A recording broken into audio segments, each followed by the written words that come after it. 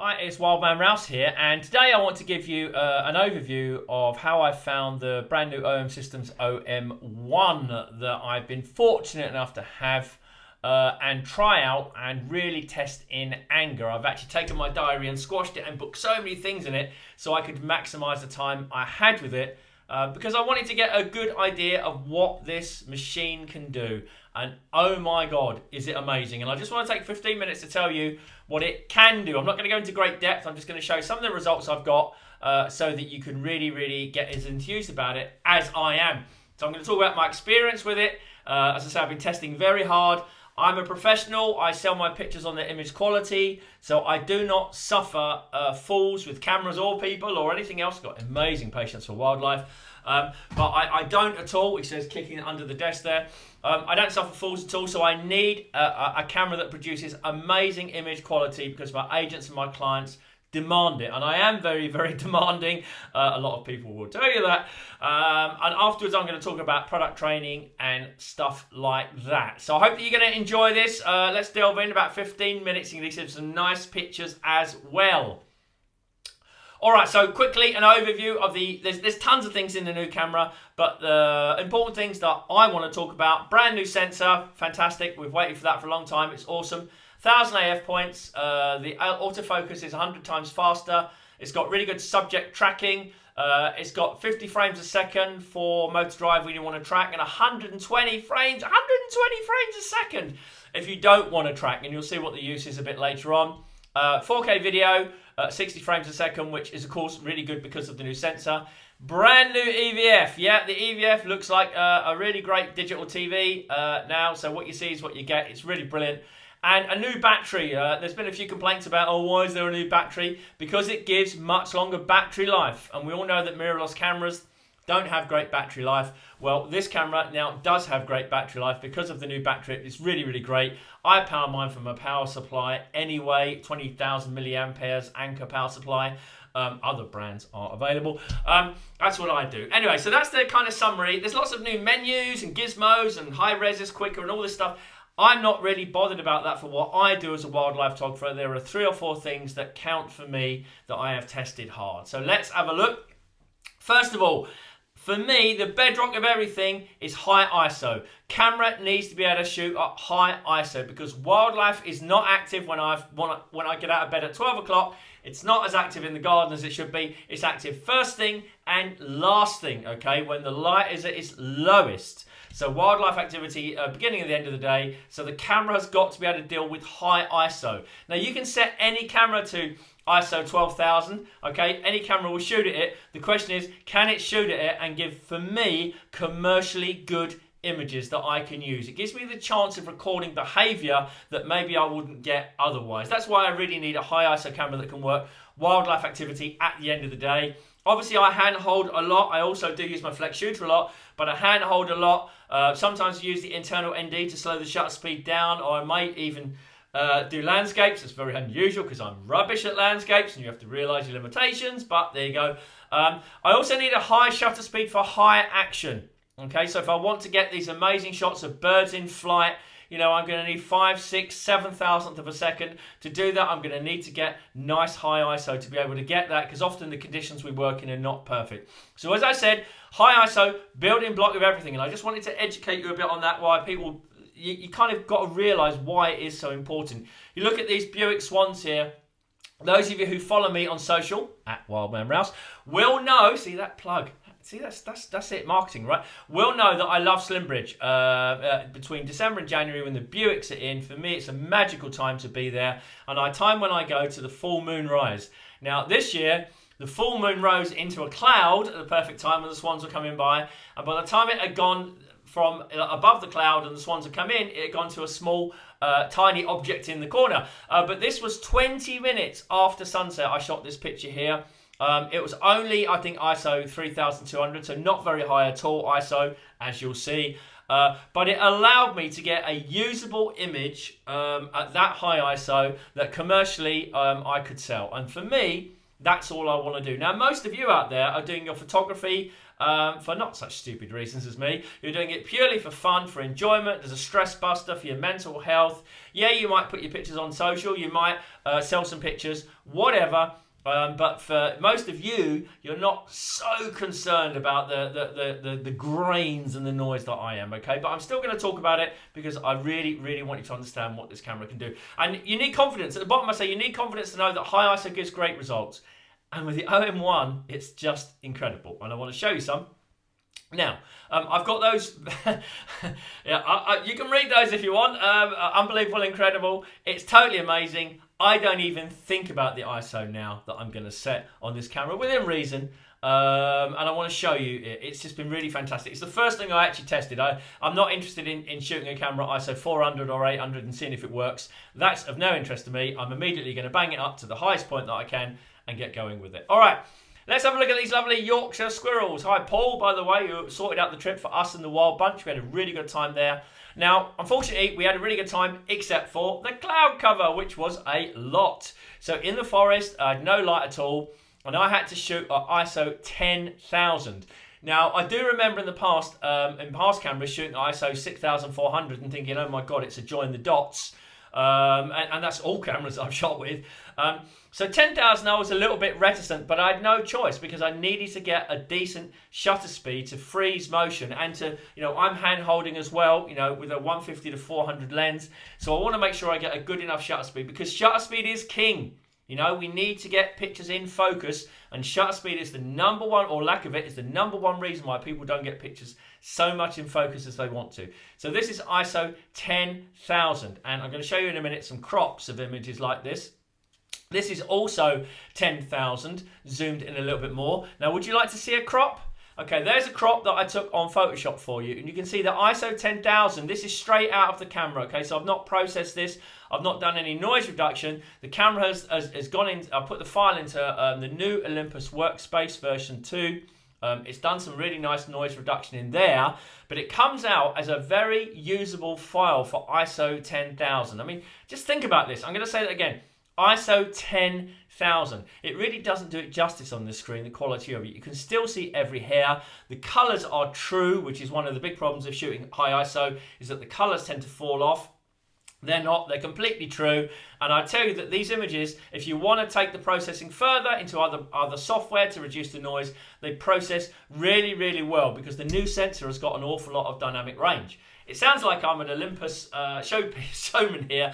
I'm not. I have no affiliation with Olympus, just so you know. I'm not an ambassador. Okay, the ambassadors have done a brilliant job on the launch. I'm not an ambassador at all. I'm just an external bloke that uses Olympus and loves it very much. And hopefully, as a pro wildlife photographer, you know what I produce and you can trust what I say. Let's have other look at another one. Oh, look at this beautiful woodpecker. Did this in Finland, grey woodpecker. Absolutely amazing. This is the female. I didn't even get the male. Now, this is at 12,000 ISO. Why did I shoot 12,000 ISO? Because it was dark. There was no light. This woodpecker came along. It looks bright because I exposed it to the right-hand side of the histogram, which you always do when you're shooting high ISO, because it means that you get the best file quality. So that's why it looks well exposed. But if you want to have a zoom in, that's the zoom in at ISO 12,000 in no light, no sharpening, no processing, just straight in Olympus Workspace and out the other end, boom.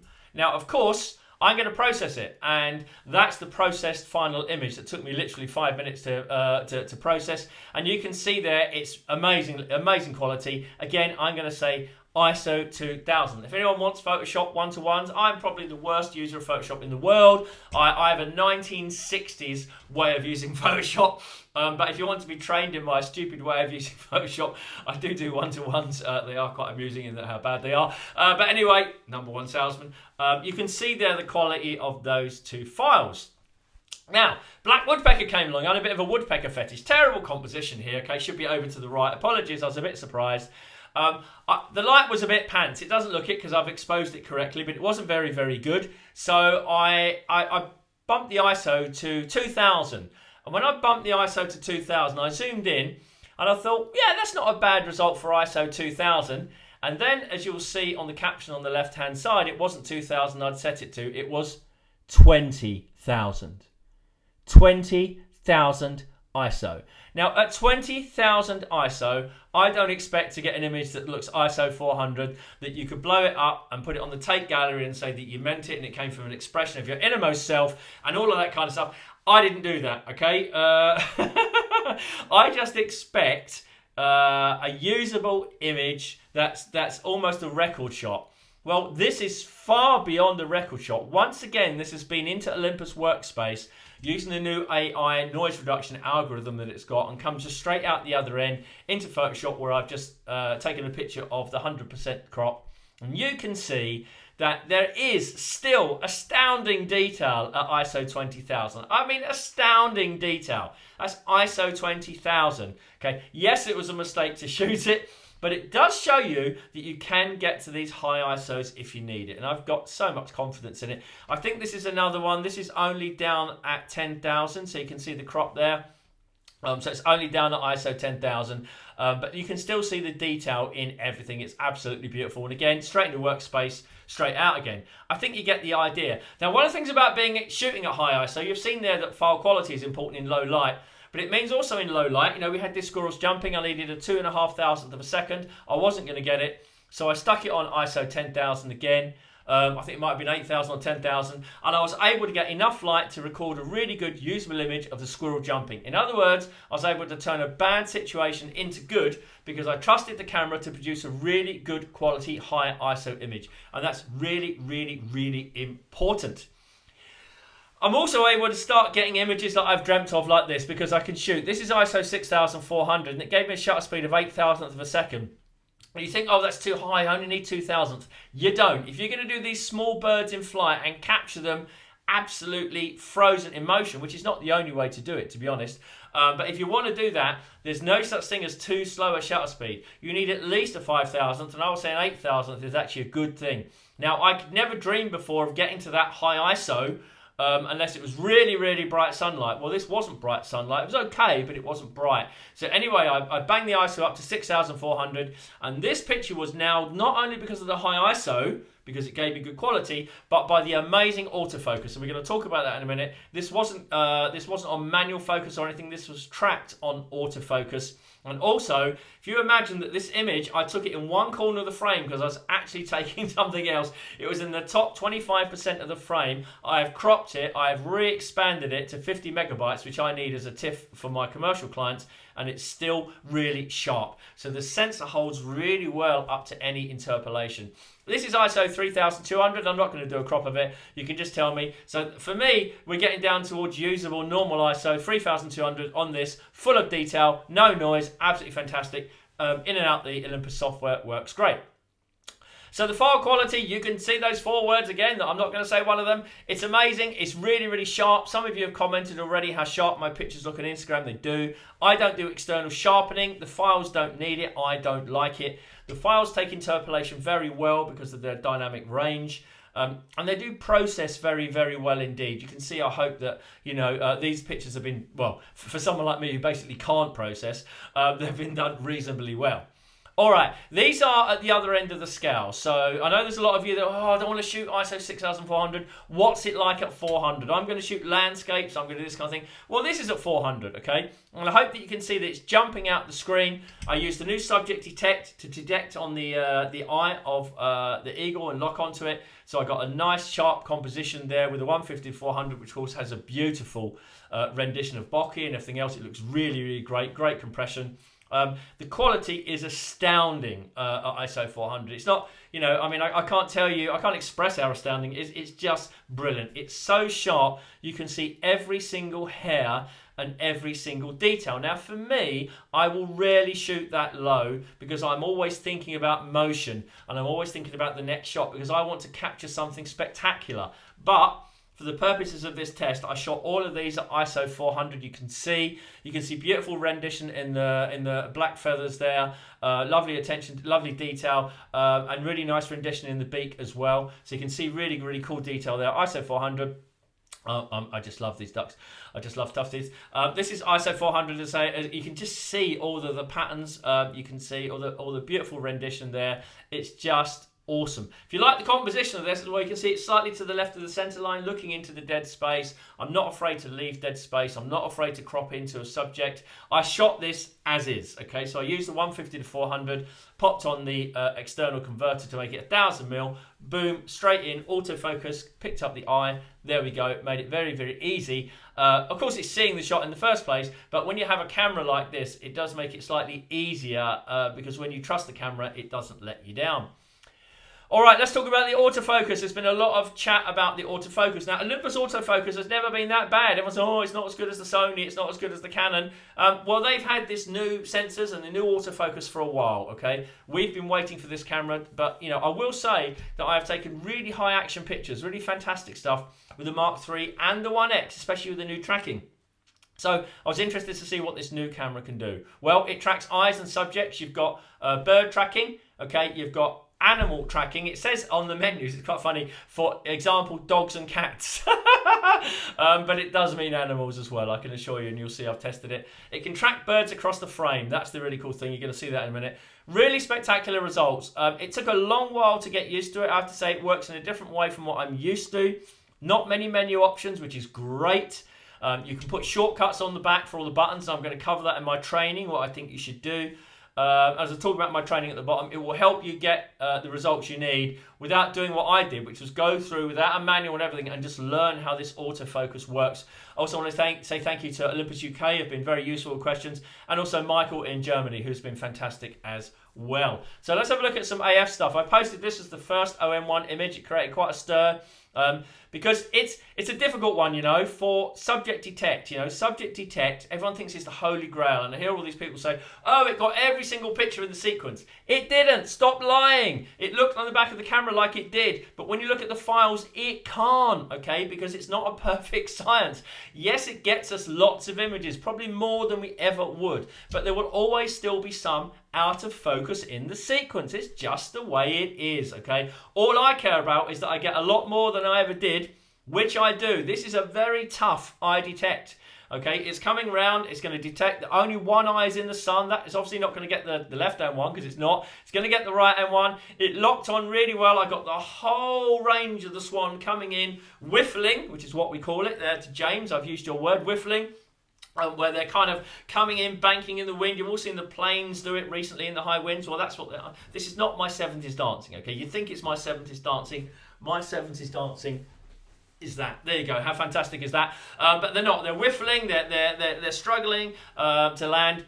It caught it beautifully, right in the middle of the frame, absolutely amazingly, tracked it all the way in. Now, I set the ISO on these at 800. I could have set it a lot higher. I didn't need it because I know the maximum I need in swans and ducks and stuff like that is about a 2,000th of a second. And as long as I get that, I know the picture's going to be nice and shot. So the AF picked that up beautifully, the whole sequence. I was able to challenge myself, and at the highest image, suddenly you get these pintails and tufteds flying across you from nowhere. I was able to pick the lens up, get the lens on it, snap the autofocus and track it all the way across shooting, and it will get a large percentage of them sharp. And that's all I want, a large percentage, because we have to be honest. And by the way, the people that say, oh, I get everything, I've tested your cameras, okay? And I know the truth of that. All these cameras are now equal in what they do, which is great. It's a level playing field, okay? And I love this picture because it's a pintail. I love pintail ducks. They're one of my favorite ducks ever. They're so beautiful. And to get one in flight, which is erratic and difficult, just meant everything to me. So eye razor sharp, whole thing good, love it.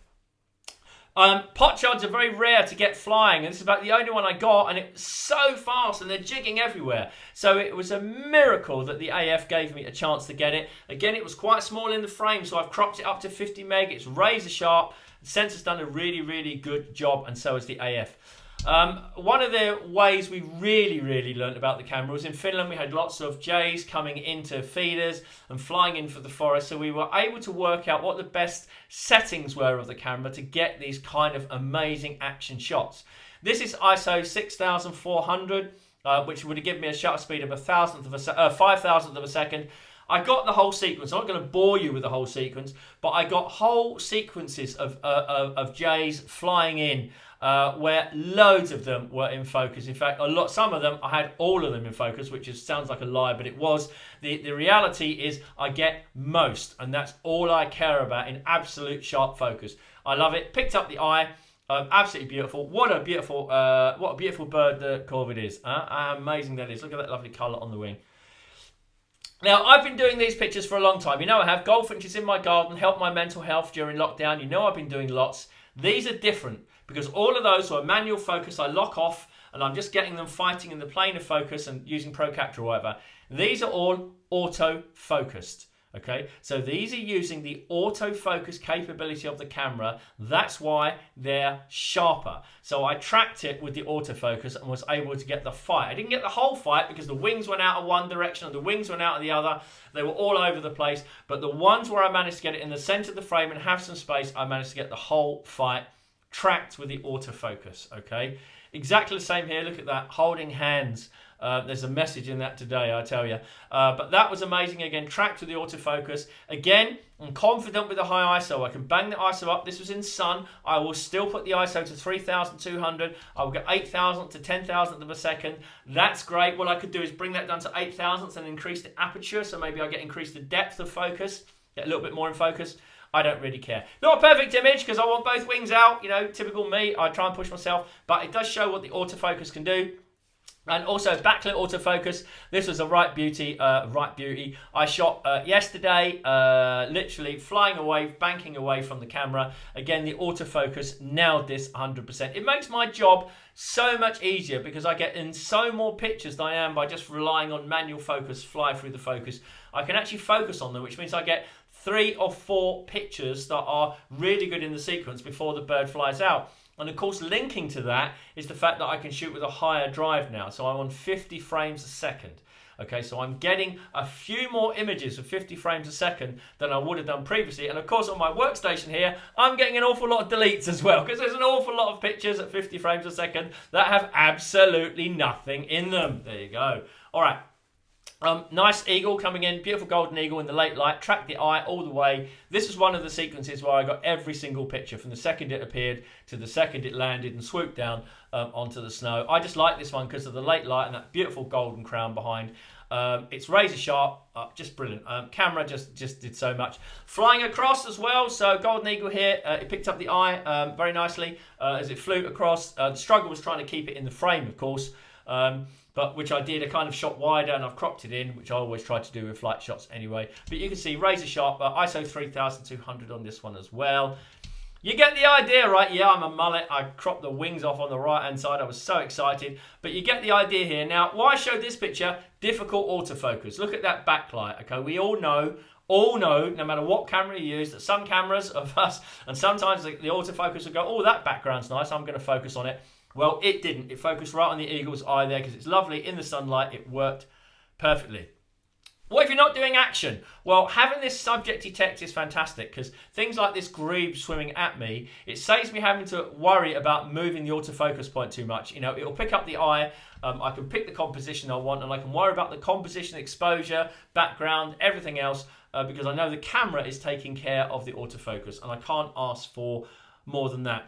Now, that was a lot of birds because I know a lot of you, most of you are into birds, but mammals as well. It's got mammal subject detect. I will say that you don't have to select the subject detect. You can let the autofocus do it itself. And I cover that in my training about when you would certainly do that. It's much faster and much more accurate than it ever was. But there are certain times when you do it and there are certain times when you don't. As I say, that's in the OM1 training. But I love this image. It looks straight onto the eye. This is ISO 6400 again. Absolutely no light. And when you get a squirrel doing this, you know, you need the shutter speed to stop it, okay? Because it's going to move. It's such a shame if you get such a beautiful shot and you spoil it by being afraid to set a higher ISO. So I'm so glad with the OM1 that I can just set a really high ISO, get a decent shutter speed and a decent quality image out of it. This is one I just did deer stalking. I had to try deer stalking, what it was like reactive. It went straight onto that left-hand eye there immediately. I rattled off a load, and even when the buck, of course, because it saw me, even though I was ghillie suit, low down in the hedge, I just made a slight mistake. It saw me, and when it bounced off into the distance, it tracked it as well. But of course, it can't track the eye, so I had lots of in-focus bum shots. There you go. This is regular with deer. Very quickly, because I know you're bored by now. The new Pro Capture, several new options, up to 50 files before the shutter's pressed now rather than 35, which is good. You can change all those options. If you want to do tracking autofocus, which I never really liked, to be honest, before. You do 50 frames a second. That's changed, by the way. Or if you want to do like focus on a point, wait for a bird to take off or land or whatever, you can do 120 frames a second, which means you're going to get an awful lot of pictures with nothing in them at all. Because faster is not necessarily better, but it does combine very well with high ISO shooting. So I want to talk to you about it. Here we are, this was Pro Captured and this was tracked, okay? So the tracking works really, really well if you can set it up correctly. It takes a little while to set it up, but once you get it working, the tracking worked amazingly. I mean, this blue tit is coming in. Look at the wings on that. I mean, you know, why would we ever go anywhere else when we've got such beauty like this in our garden right down here? I do all of these on my test bed in the garden. Test bed, it's a feeding table, but test bed, I just love it, okay? This squirrel jumping, now, I manually focused this. There was no way. It's just, I didn't have the guts to try the autofocus on this. So I manually focused it and I set it to 120 frames a second. Now, I learned an awful lot that I'm going to cover in the training about why you do that and why you don't. But at 120 frames a second, it gave me more choices of the squirrel being in different poses in focus than it would at 30 frames a second. So it's a really good thing having that. The tracking works fantastic. I have to say, with Pro Capture, the tracking just works amazingly well. I got it really beautiful. This great tit is ISO 6400 because when they erupt off of the wood, they're really, really flying fast. I love it. It's razor sharp on the eye. It's beautiful, and I've got 5 or 6 images of it turning and flying across the frame, which I haven't processed yet. This is the only one I've processed, but I've kept them all, and they're all sharp, and I will be putting them in the training for you. Here, things like this are easy, okay? It depends, of course, on the bird flying parallel and exactly as you want it, but the OM1 can track stuff like this. So these are not done on manual focus and hope for the best. These are done on AF tracking, and I think they're just fantastic. Beautiful yellow hammer, just coming again. So Pro Capture on. When it went, I gave it lots of room because I knew it was going to take off because they took off literally every minute because something scared them. So as soon as it went to take off, it was Pro Capture. Boom, nice one there. And here's the final one. People talk about, can it track across the frame? Here you go. These are all tracked across the frame. Quick woodpecker sequence across the frame. So, quick summary. It's amazing, the AF. You've got to know how to use it and when to use it and when to use which function. Okay, the AF tracking, amazing. Again, you've got to know when to use it. Pro Capture speeds, incredible. High ISO, I just love it. For me, it's the bedrock of everything. The image quality is pro, standard, and beyond. I actually edit everything at 200% now to tell the sharpest between the images because I can't at 100. There's an amazing tool. I would personally sell every single. Olympus won't thank me for this because I probably can't make enough, but I would sell every other camera you've got to get it. If you've got 1Xs, I would sell them. Maybe keep a Mark III. If you don't want to get rid of them, any of your old cameras, convert them to infrared because it takes infrared really well and it's a lot of fun. With 150 to 400 or 100 to 400, it makes an astounding wildlife combo because it can literally do anything, and I trust it. I just love it so much, you can tell. And remember, I'm not being paid to say this. So my training is a field guide. I'm writing a field guide on how you set the camera up, how you use it practically, a kind of workflow, some ideas on how the autofocus works, how to set up the tracking, lots and lots of practical examples, lots of case studies like all my training. Using all the bits that I find important. Now, there's a lot of stuff I won't have, like every single button and dial. There are other people that do a really good job of that. I don't. But mine will be packed with hints and tips on photography. We'll do it online, so it'll be a live session. There will be some streaming later on, so you'll be able to buy it. There'll be a group, or I do one-to-ones as well. So if you want to do a one-to-one with me online about setting it up, there'll be details of that coming below. Plus, also, I will also do one-to-one out in the field if you want. The Wild Bunch Club, I would encourage you to join the Wild Bunch Club if you're not. We set challenges. It's really great. You get my inspiration. Their training session is March the 16th, 8 p.m. and they get a discounted one because they're members, and so they get membership discounts. The public training session is set for Sunday, March the 27th at 8 p.m. GMT. There will be others, but that will allow everyone, well, not everyone, that will allow a percentage of people who have ordered the camera to hopefully get them so that you can have a little go with it, and then you can come to the training and it will work well, I hope, and really inspire you and push your knowledge of the OM1 forward and help you really push your photography forward. Booking on andyrouse.co.uk for that. A few last things. The Flex Shooter store is now open. The UK Flex Shooter store is open. We have all heads in stock and they're shipping as we speak. So have a look at that, flexshooter.co.uk, or on my website. And on our tour program this year, which is starting again, we've got Galapagos 2 spaces in June, 1 space on a couple of safaris in September, and a couple of spaces on a tiger trip in November, plus another one being rescheduled. Wild Bunch is thriving. Have a look at the details of it. Please do come and join us if you like what I do. And that's all from me, Wildman Rouse, andyrouse.co.uk. I'd like to say thanks for listening. I hope that it's been useful for you. I will try to answer any questions and comments below, positive ones that is. And that's it really. So get out there, enjoy your photography, be nice to each other, and I'll see you again very soon.